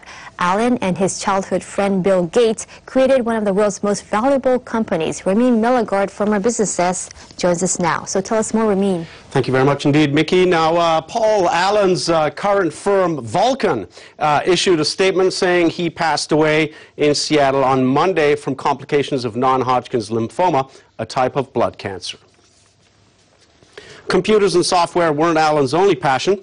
He owned professional sports teams, the Portland Trail Blazers and the Seattle Seahawks. Allen also headed a shipwreck exploration team. They found a number of sunken battleships, including the Japanese Pacific War-era Musashi. In a statement, Microsoft CEO Satya Nadella calls Allen's contributions to the IT industry indispensable and that he helped change the world. Now, government officials estimate that general spending in Japan's fiscal 2019 national budget may, for the first time in the initial plan, top about $895 billion US. Government's working to include in its plans steps to mitigate the effects of a scheduled consumption tax hike. Prime Minister Shinzo Abe reiterated at a cabinet meeting that the consumption tax will go up from the current 8% to 10% as planned in October 2019. He told his ministers to take steps to ease this impact. The Finance Ministry is considering measures to encourage people to buy houses and cars and prevent a plunge in sales at small and mid-sized retailers. In the budget plan for fiscal 2019, the ministry plans to request funding for these steps and other measures. This comes on top of more than $900 billion US that ministries and agencies have requested for fiscal 2019. Now, growing defense spending and huge tax cuts help push the U.S. budget deficit to a 6-year high in fiscal 2018. U.S. Treasury Department says the deficit surged 17% year-on-year to nearly $780 billion for the period to September. That's its highest level since fiscal 2012. President Donald Trump has slashed corporate taxes as part of his tax reform. In the meantime, spending grew not just in defense, but also Social Security. The director of the Office of Management and Budget have offered some assurance. Mick Mulvaney said in a statement that the booming U.S. economy will generate more government revenue to pay down the debt. He called this cycle an important step toward long-term fiscal sustainability. Now, one of China's largest trade fairs has gotten underway in the southern city of Guangzhou. It's being held at a time when many Chinese exporters are looking for new markets as the U.S.-China trade dispute heats up. China Import and Export Fair opened on Monday. More than 25,000 firms are taking part. On display are a wide range of products from home appliances to electronics equipment. An official from one home appliance maker in Guangdong province said it's looking for alternatives to the United States as a source of business. It says its top-selling products, including kitchen devices and ventilation fans, are now subject to higher U.S. tariffs. The official says U.S. policies are not rational and do not serve the interests of consumers. He says he's looking for new clients from Russia, Australia, and Southeast Asian nations. China's trade surplus with the U.S. increased sharply in September as companies rushed to boost shipments before Washington imposed new sanctions. Many of these firms are concerned that exports will start to slow down from October. And every year, people in the U.S. toss out millions of tons of food while others go without. A new generation of entrepreneurs is using high tech to tackle the problem. NHK World's LA Bureau Chief Kaori Ida has the story. These are all untouched leftovers from a nearby company cafeteria.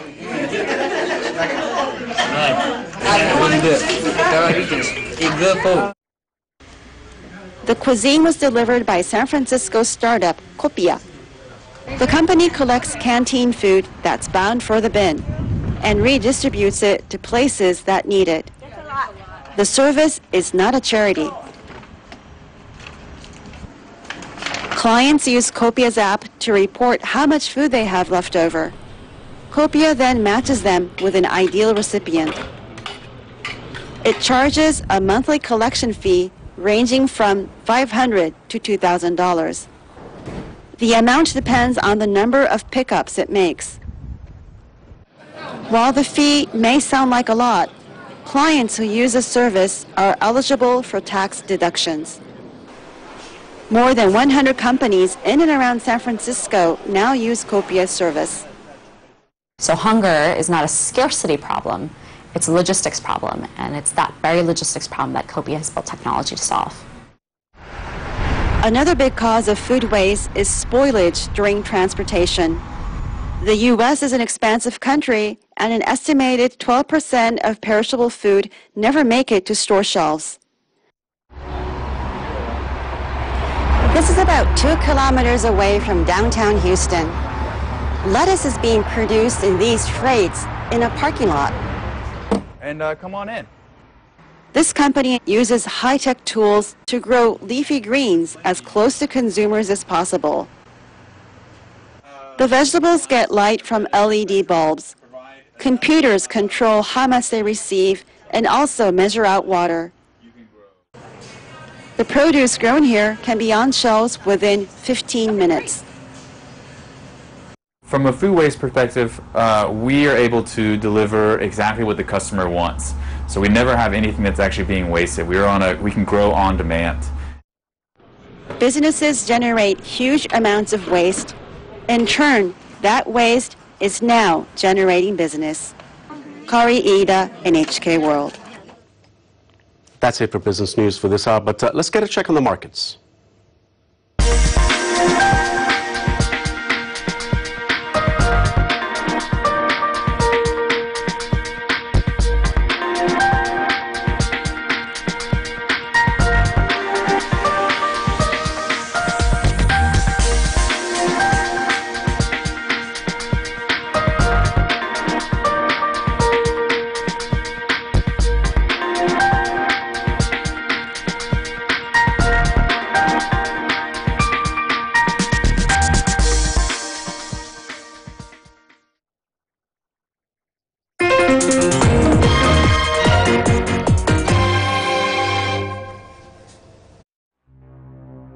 Executives of Tokyo Electric Power Company will be questioned in a criminal trial over the 2011 nuclear accident at the Fukushima Daiichi plant.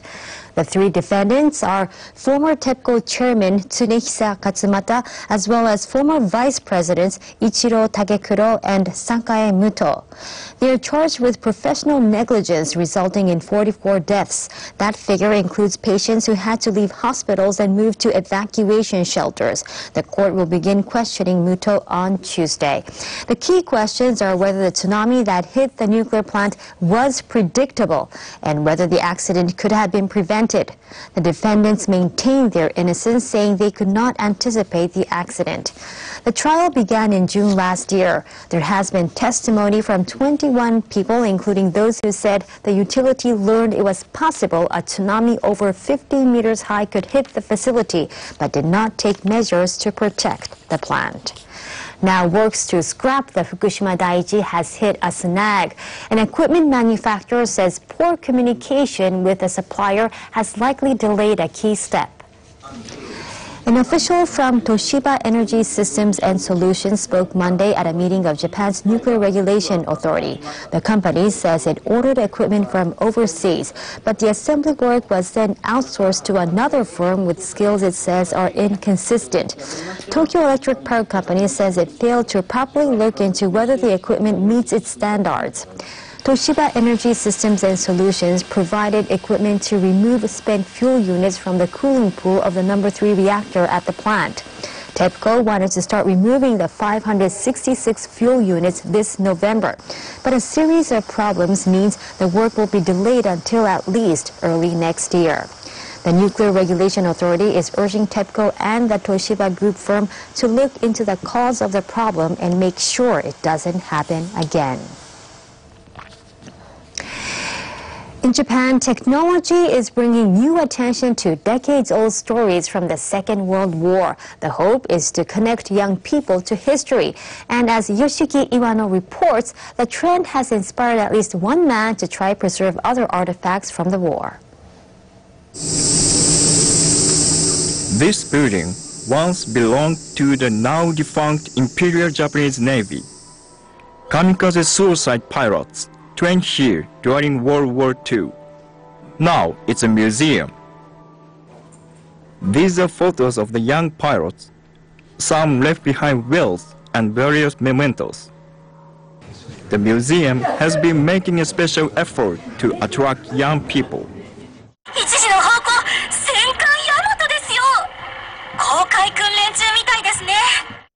Virtual reality technology puts visitors in the pilot's seat of a Zero fighter. That aircraft was often used by kamikaze flyers on their one-way trips. The gift shop sells goods featuring fighter pilot anime characters and battleship plastic models. The future will be created by young people and children. I hope this museum gives them a chance to learn about the war.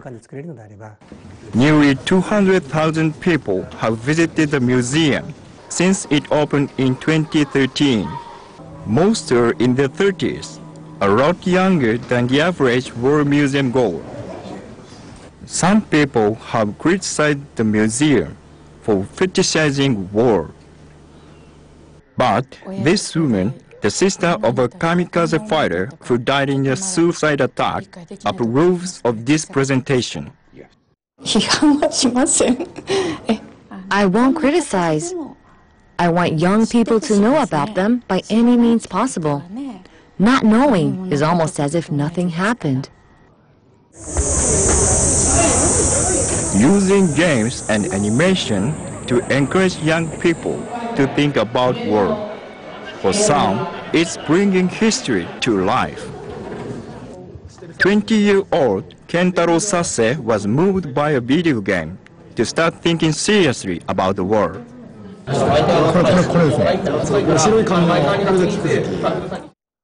This is Sase's favorite character. Kikuzuki is named after a Japanese destroyer that sank in the Solomon Islands during World War II. Sase did some research and found that the remains of the ship lie in shallow water. Sase decided to visit the Solomon Islands to get a first-hand look at the wreck. Some parts of the ship were above water. He describes the moment he touched it. When I saw the actual traces of the battle and the wreck that lies there to this day, then all of that became real to me. He negotiated with the local government to bring parts of the Kikuzuki back to Japan. Sase and fellow history buffs were able to salvage the barrel of one of the ship's guns using donations. Feeling the cold sensation of something that was actually used in the war makes it easier for us to remember that there was a war and that there were ships like these with many sailors on board. Sase wants to interview some of the few surviving veterans and their families. He hopes the lessons of the war will be handed down to future generations. Yoshiki Iwano, NHK World.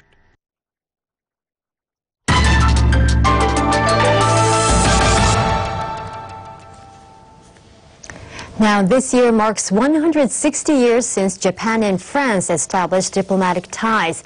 As part of these celebrations, a Japanese artist transformed France's most iconic landmark into one of her canvases. NHK World's Jean-Baptiste Niard explains. Some of the best-loved Japanese artworks projected onto the unmistakable shape of the Eiffel Tower in Paris. This momentous meeting of cultural icons was the work of lighting artist Akari Risaishi. My aim is not just to create beautiful works. I also want to convey a message that can resonate with people around the world. Projection mapping is an art in which bright images are shown onto buildings. Most surfaces are flat enough to serve as screens, but the web-like structure of the Eiffel Tower posed some major difficulties. For example, the voids between the girders prevent the eyes and mouths of this traditional no mask from being seen. After a year and a half of experimenting, Ishii came up with a solution. A slowly moving image stays in your mind. Once you have seen all of its parts, then you can see it again in your mind as a whole image. Ishii also commissioned a system of special gold LEDs from a Japanese manufacturer. The show took place over 2 evenings in September. Cherry blossom petals blowing in the wind, a symbol of spring in Japan. Here, Ishii used moving images instead of stills. To close the show, she used the gold LED lighting behind one of Japan's most iconic artworks, a folding screen of purple irises painted in the 18th century. The images were very beautiful, and the accompanying music was well chosen. I want to visit Japan someday. Many people came to us personally to say bravo or fantastic. I'm very pleased to have done this. Teamwork is always important, but it was especially crucial with this project. Fusing art with technology to create a new expression of beauty. This groundbreaking event brought together Japanese and French culture to celebrate 160 years of ties. Jean-Baptiste Niard, NHK World, Paris. Awesome. All right, let's bring in our meteorologist Carly Gomez for world weather. Carly, so rain continues across areas of Asia, but looks like typhoons have calmed down.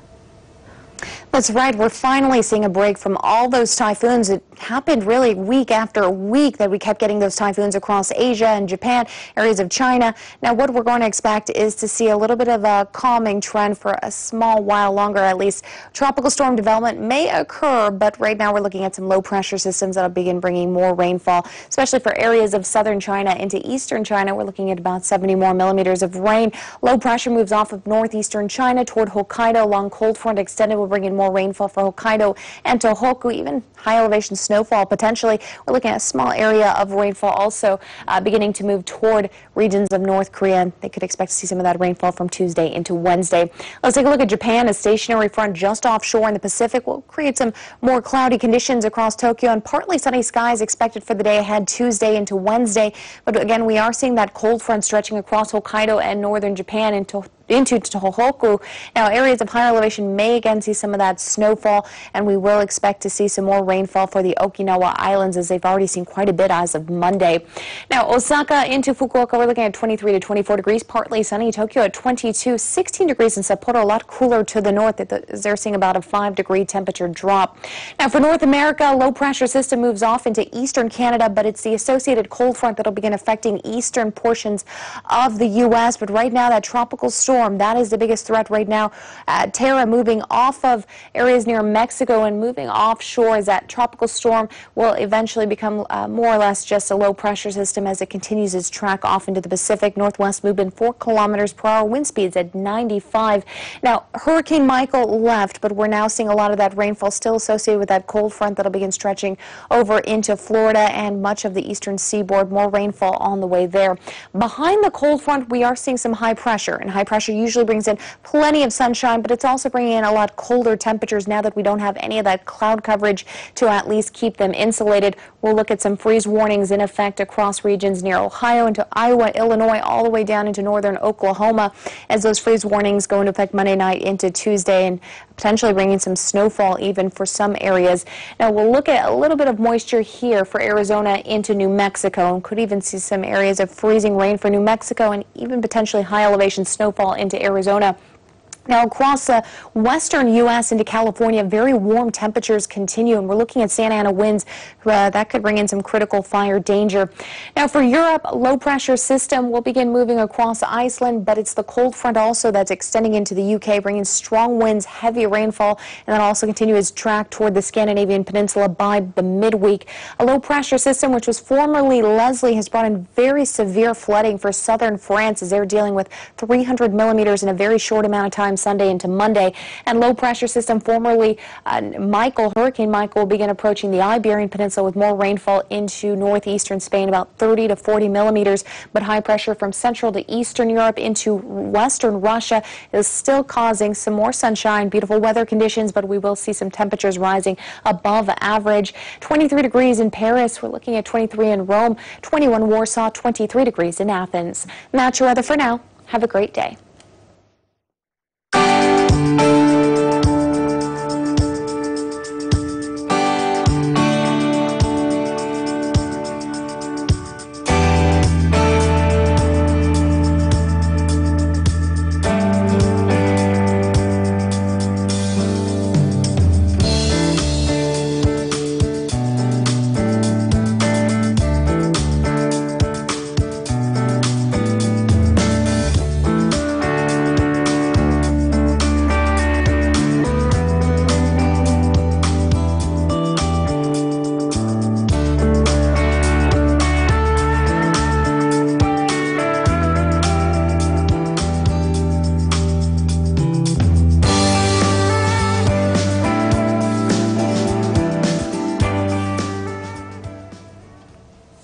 All right, that's all for now. I'm Miki Yamamoto in Tokyo. Thanks for watching.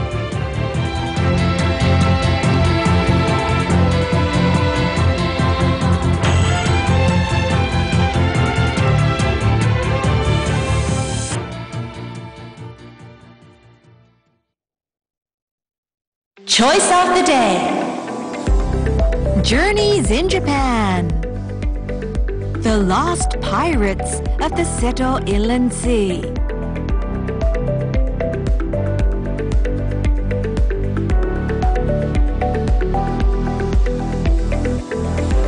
Imagination. We'll see how a popular augmented reality app has inspired a new anime.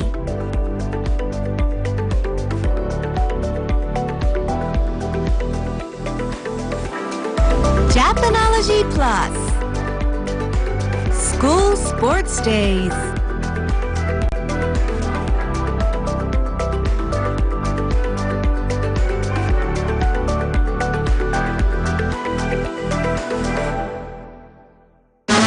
Japan to the world. NHK World Japan.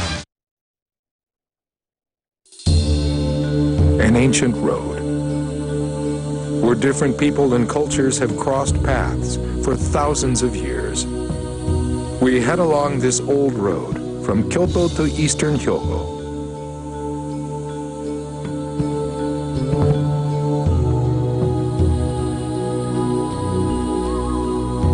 Join us on an adventure through time.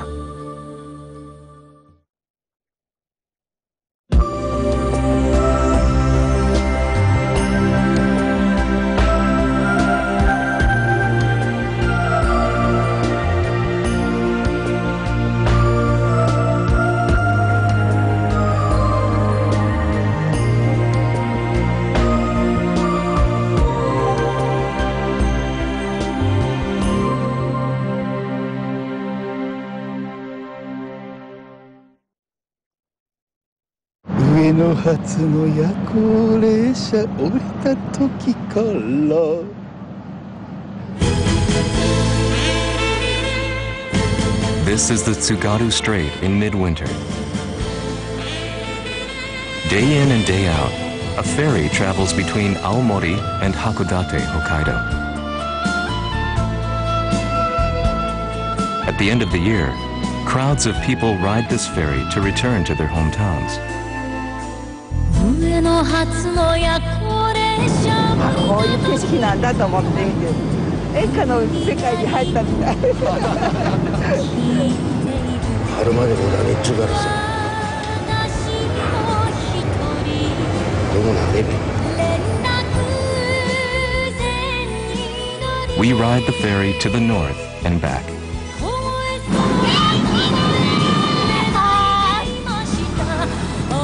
Over 3 days, what kind of people will we meet?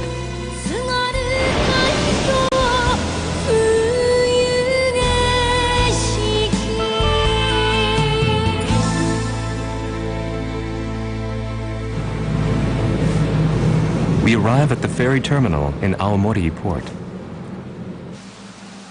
The enormous ferry is 140 meters long. It can carry 600 people.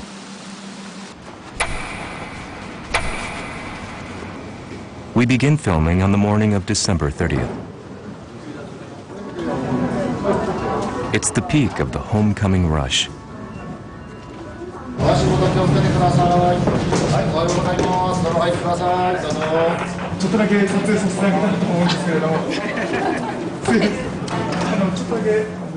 We approach a family of 4. They're visiting the mother's family in Hokkaido. They've even reserved a suite room. We take a peek inside.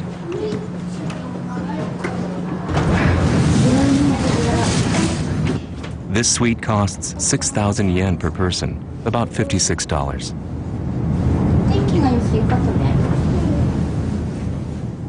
The trip is only 3.5 hours, but the father decided to splurge. 先を急ぐ旅じゃないので、ゆっくり時間を過ごすためにフェリー乗って、中歩いたり外を眺めたりとかできるので、子供たちも出かけた気分になれるんじゃないかなと思って。 Out on the deck, many people are indeed enjoying the scenery.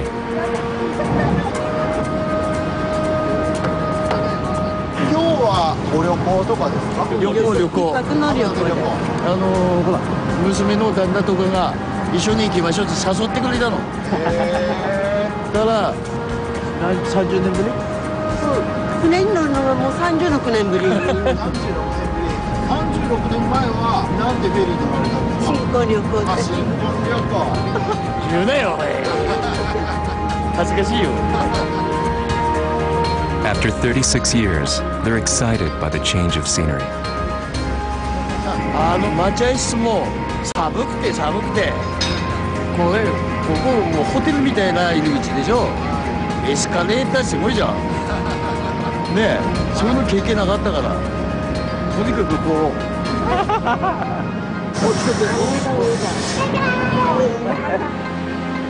At 10 a.m., the boat departs.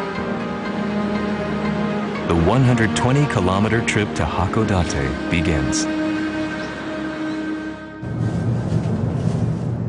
An hour into the trip,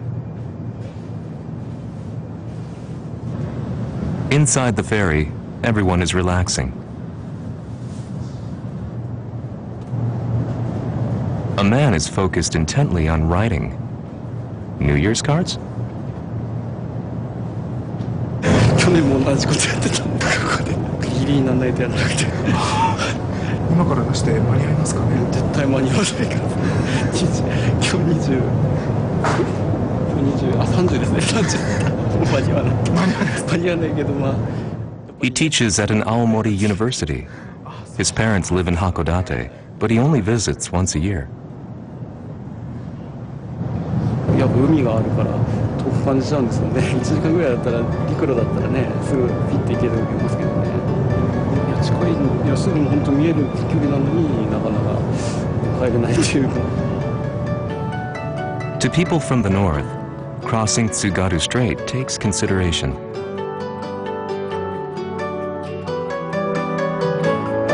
The 2,770 yen large rooms are popular among young people. 忘年会ですか。そうですね。弘前、都内です。あ、都内ですか。お兄さんは都内から。あ、そうですね。僕だけ帰省。コンクリートジャングルですよ。東京。東京も7年目なんですけどね。やっぱり故郷、居心地はいいですね。なまれますしね。標準語で話さなくて済むから。俺って言わなくて済むんで、わーって言えばいいから。私もそう思います。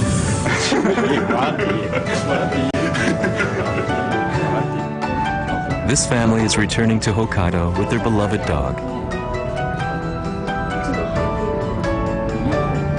この子が12月24で2歳になったので、思い出作りにっていうのもありますね。2歳だ。おめでとうございます。はい、ありがとうございます。ありがとうございますって。よかったね。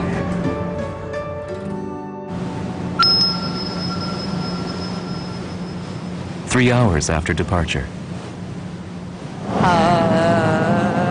ルバル来たね、ハートだってそしてやばーみたいなもう酒入っちゃってるからねもう後ろがないよみたいなすいません、お待たせいたしました。決戦となります。 Before long, we arrive in Hakodate.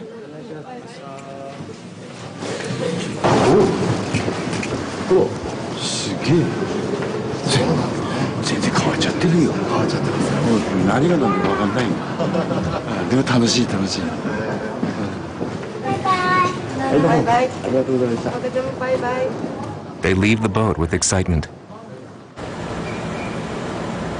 We hope they spend a good New Year together as a family.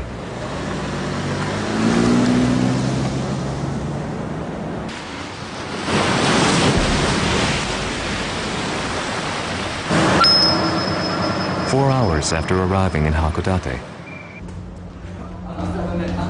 the boat turns around to return to Aomori.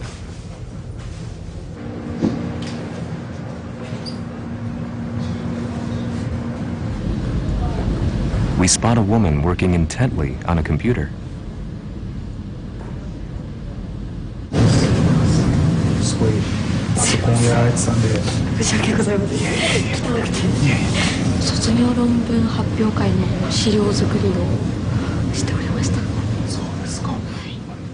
She attends a university in Sapporo. It's been 4 years since she spent the New Year at home.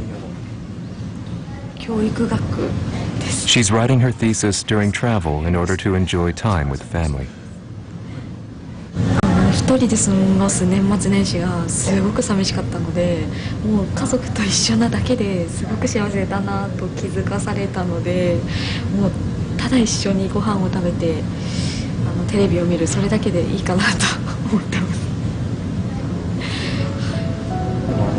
ご実家の味っていうのもあるじゃないですか。何食べたいなとかっていうのを。茶碗蒸しですかね。お母さんの茶碗蒸しですか。おばあちゃんが作ってくれるんですけど、おばあちゃんの味がちょっと恋しいなと。As the ferry crosses the Tsugaru Strait, it also carries the hearts of its homebound passengers.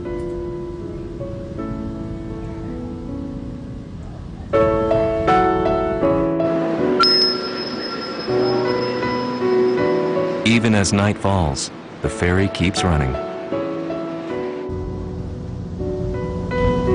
The last boat arrives in Hakodate at 2 a.m. Passengers are understandably few.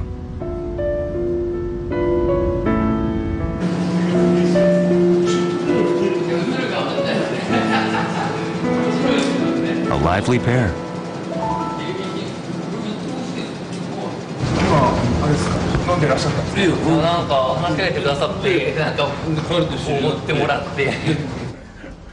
They're both traveling alone and hit it off well. 私この深夜便函館青森よく利用してるんです。どれぐらい乗られるんですか。毎月。毎月。6年だか7年前に函館にセカンドハウスを販売したんです。He's a regular passenger, visiting Hakodate once a month. Though divorced, he bought the house in Hakodate for a particular reason. 最後の家族旅行で函館で子供と私の娘が当時小学校2年生だったんですけども、実は函館山の夜景お父さん信じられない、何これ星みたいってその娘が今人の妻で一時の母だよ。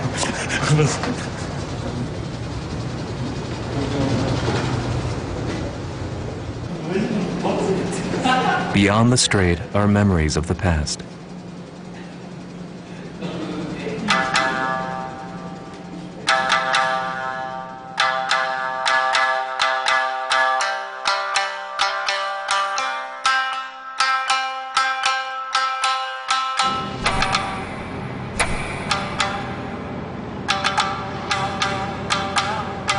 The morning of New Year's Eve, the ferry is in Aomori port.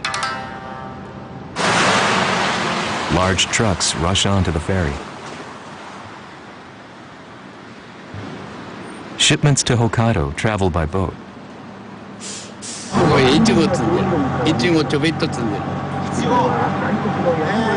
どちらからですか？九州佐賀から。すいません。NHK のものなんですけれども、北海道に豆腐とか、はい。どこからですか？青森の八戸から。八戸から。十和田から小樽まで。小樽まで。はい。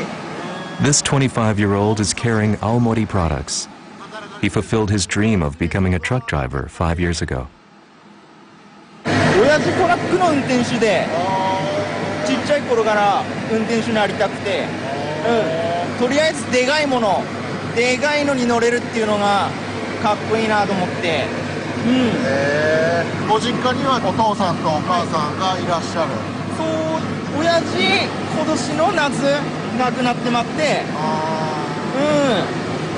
なんでやめれなくなってまったっていうか、やめれなくなったですね。親父ずっとやってたことなんで、このまま続けられればなみたいな、親父の代わりに。He rides the ferry twice a week. It was one of his wishes to drive a route that crossed the Tsugaru Strait. 大型免許取って21で大型乗れるようになったということでこっちに回してもらって、長距離部門の方に。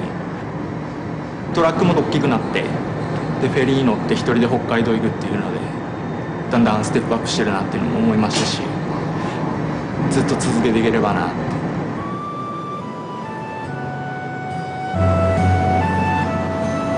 He crosses the strait together with his father in his heart. 旗見みてえなこれ一緒に積んで一緒に走ってる気分味わってるなっていうのと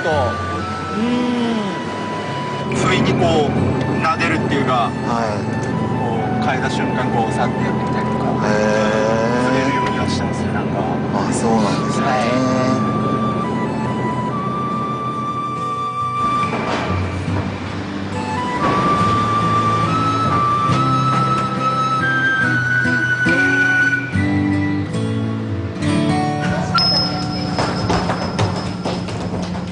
It's 7 hours until the new year.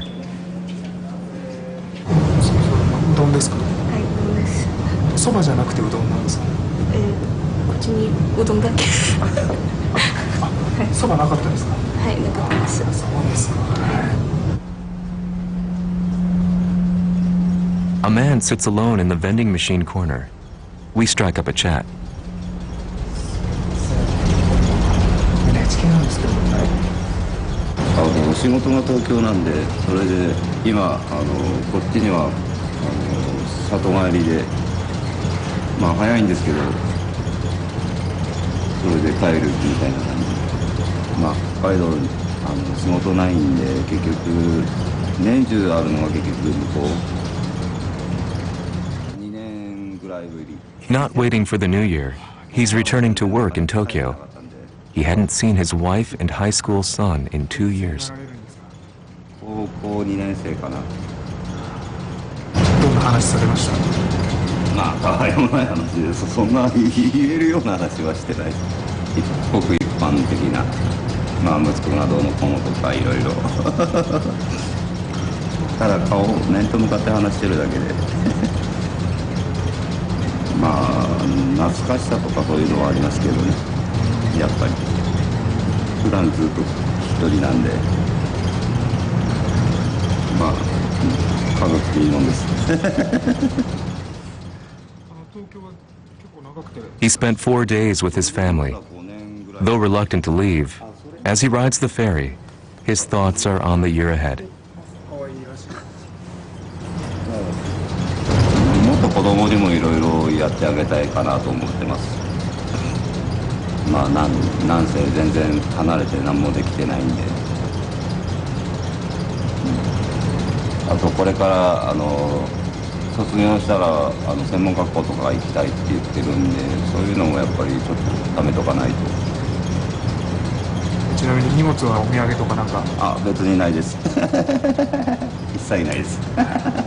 お金かけるぐらいだったらもう息子にしてあげたいっていうのがもうそればっかりかな、俺は今。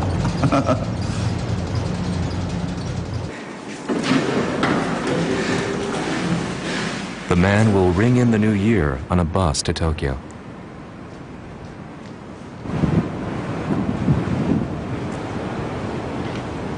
じゃあお気をつけて失礼します。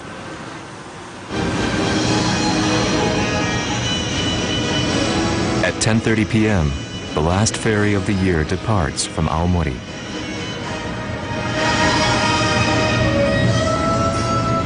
The song Winter Scenery of Tsugaru Strait plays on a New Year's Eve television show.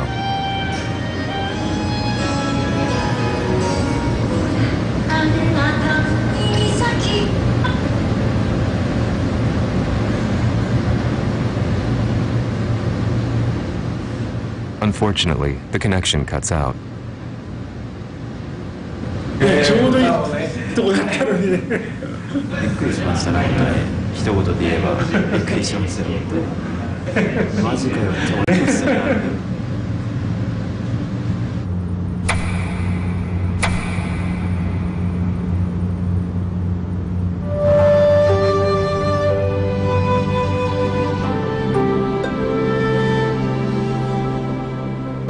皆さん、お疲れ様でした。今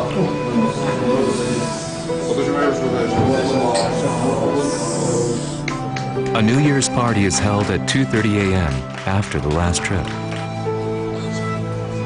朝飯あるってから皆さん、朝からしゃぶしゃぶだってから絶対食べれます。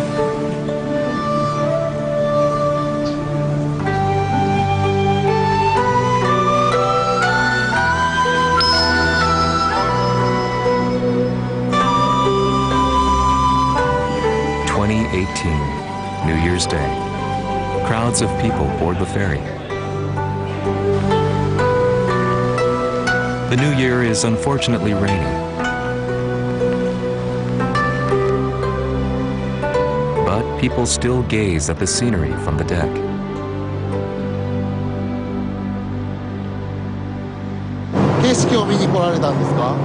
Ah. だって部屋に閉じこもっててもしょうがないじゃない。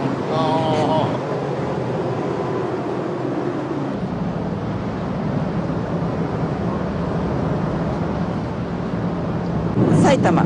埼玉。うん。ツアーでね。そうなんですよ。もう子供たちはもう独立して出てるでしょ。でも主人は亡くなったし、私一人だから。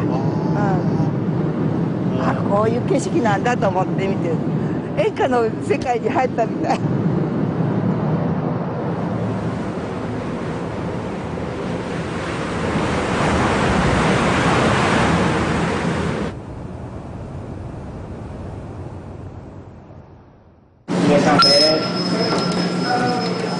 This is our 5th trip to Aomori. A man in casual clothes walks around the boat. こんばんは、お邪魔してます。ボードやってるんですけど、スキー場巡りしてるんで、息子っていうか今の彼女の連れ子を連れてちょっと旅して2人で旅してるんで、高校生ですけどね。ゴーグルしちゃってるんであれですけど。The son of his longtime girlfriend. When his girlfriend is busy with work, he takes her son out on trips in her place. そうですね。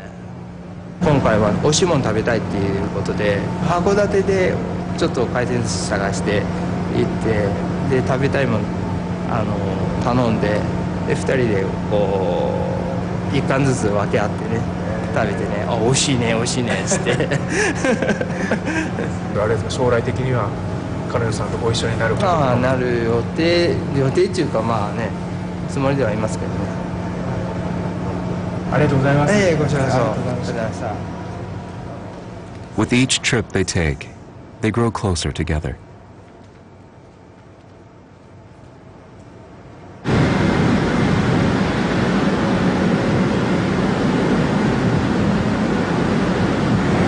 どちらに泊まるんですか？北海道の武蔵町、北見武蔵、函館から8時間か9時間高速使って走りっぱなしで遠いんだ。その後の友達の方に会いに行ってきた。 He met his friend 12 years ago, working at a construction site. Now even their families are close.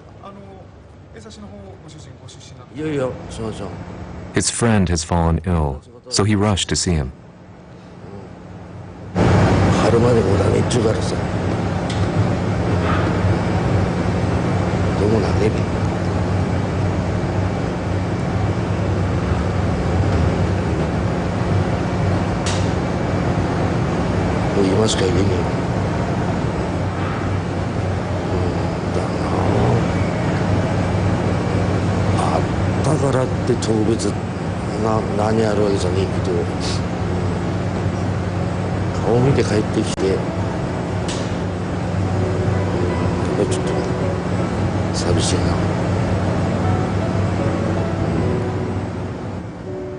It's 120 kilometers across the Tsugaru Strait. The long distance weighs on his heart.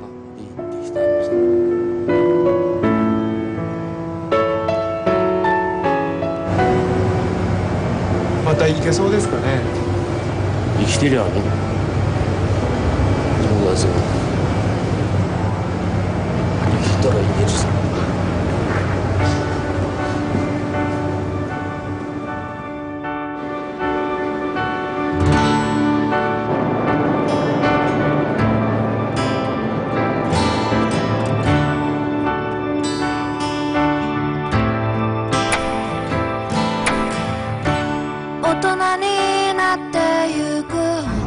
結婚するから5日に結婚するんで。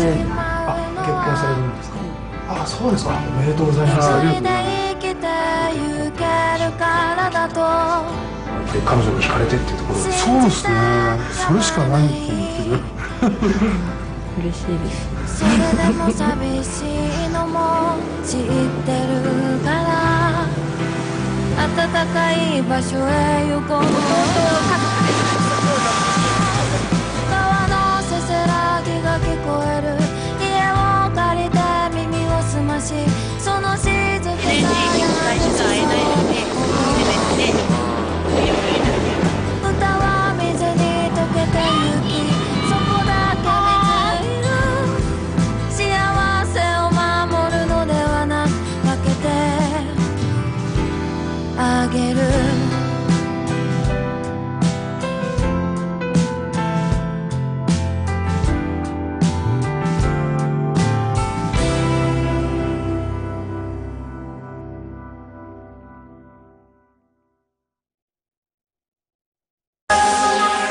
NHK World TV from Japan.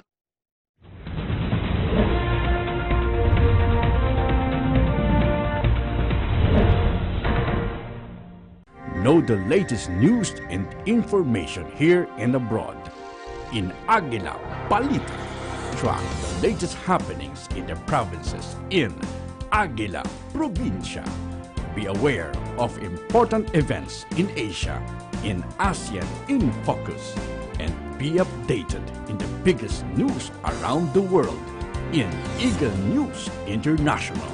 Tune into Mata ng Aguila and get the day's headlines and news that are sharp, accurate, and objective. Only here at Net 25.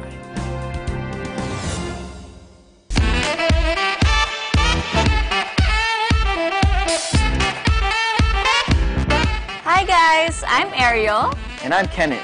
And we're your new hosts for The Break Room. So please watch us every Monday at 7:30 to 8 in the evening. We are one with 25.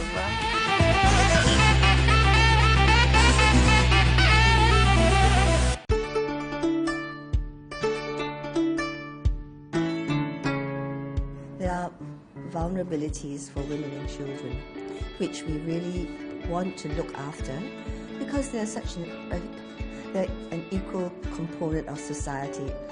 ASEAN's Commission on the Promotion and Protection of the Rights of Women and Children, active in all 10 member states, works to see women are treated equally and children everywhere are protected. All 10 nations within ASEAN have signed on to a declaration to end violence against women and children, ensuring their citizens can live freely and safely. It sets the benchmark of what can be done and should be done. Hopefully we can create a society that is better for women and for children and for families pretty much all over ASEAN. And by focusing energy on education, ASEAN provides a brighter future filled with opportunities for our children, and that benefits all of us.